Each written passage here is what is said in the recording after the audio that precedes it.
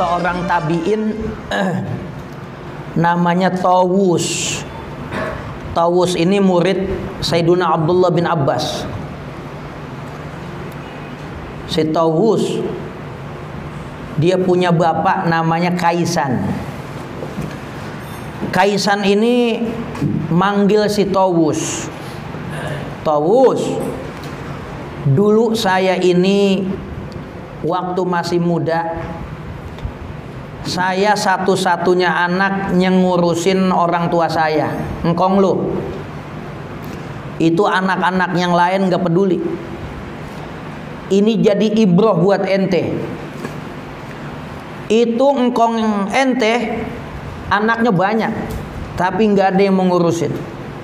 Yang ngurusin cuman aneh.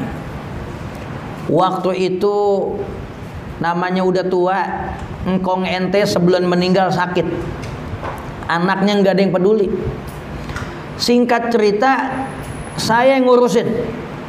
Begitu saya ngurusin, ternyata butuh keuangan yang kagak sedikit, butuh duit yang banyak buat ngobatin dia. Itu aset-aset yang dimiliki oleh engkong ente, yang lain larang buat dijual. Karena alasannya apa? Lu jangan jual semuanya, ntar warisan kagak ada. Kalau emang lu mau jual nggak jadi masalah, yang jatah lu aja. Akhirnya aneh jual jatah aneh, yang kira-kira bakal jatah aneh jual. Sehingga saya miskin papa, nggak punya papa. Begitu engkong meninggal, ekonomi saya sangat terpuruk.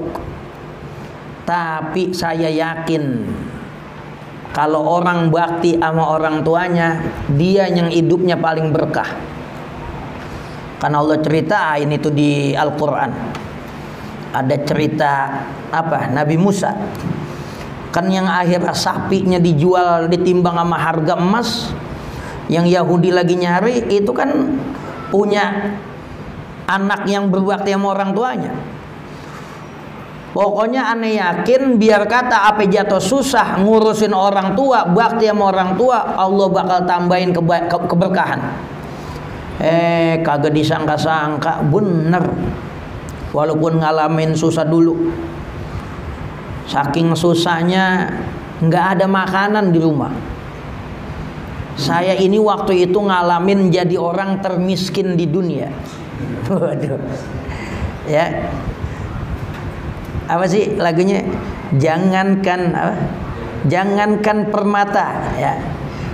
Jangankan permata, uang pun aku tak punya. Nah, susah beneran. Satu hari dia ngimpi. Begitu ngimpi, ada yang manggil dia. Disuruh datang di satu tempat, di situ ada pundi-pundi uang emas. Akhirnya dia nanya tuh sama yang manggil, itu pundi-pundi uang emas yang ada di satu tempat itu 1000 dinar. Berkah apa kagak? Kagak berkah. Itu ngimpi begitu. Akhirnya dia laporan sama bininya. Dia bilang tadi malam aneh ngimpi ada suara yang manggil aneh, suruh datang ke satu tempat, di situ ada pundi-pundi uang emas 1000 dinar. Tapi saya tanya itu nggak berkah. Ngapain saya ambil? Udah bang, ambil aja nggak apa-apa, nggak berkah, yang penting kita nyobain. Emang bini dari dulu begitu tuh. Iya. Akhirnya dia nggak mau. Nggak berkah buat apaan? Ngimpi lagi apa yang ketiga. Ngimpinya yang ketiga kali. Begitu ditanya berkah apa enggak? Berkah. Cuman yang berkah 1 dinar. Begitu dia kata berkah 1 dinar, dia cari tuh tempat itu.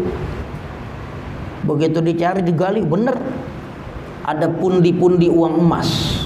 Yang diambil 1 dinar, yang lain nggak diambil. Begitu dia pulang dari tempat itu, jalan pulang lewatin pasar.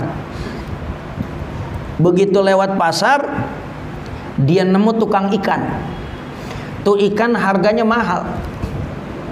Dia beli besar ikannya, belum ada yang beli. Dia beli dengan 1 dinar dapat 2, dia bawa pulang. Begitu dia bawa pulang, bininya nyiyangin, lempengan perut dibelah, bininya menemuin permata. Kaget bininya. Akhirnya nggak lama ada berita permaisuri raja pengen nyari permata. Ini permata emang dia lagi susah, dia jual. Pertama dia datang ke rumah RTT, berapa sanggup nih lu beli? Orang zaman dulu nggak ada yang tukang tepu, nggak ada yang licik. Wah, ini mah barang mahal. Kebun gue juga nggak bisa beli ini. Lu cari dah sama yang lain. Dia ke rumah RW. Kata RW kagak nyanggup gue beli, ini mahal ini barang. Pergi lagi ke rumah lurah. Lurah kagak nyanggup beli. Pergi ke rumah camat. Camat kagak nyanggup. Wali kota kagak nyanggup.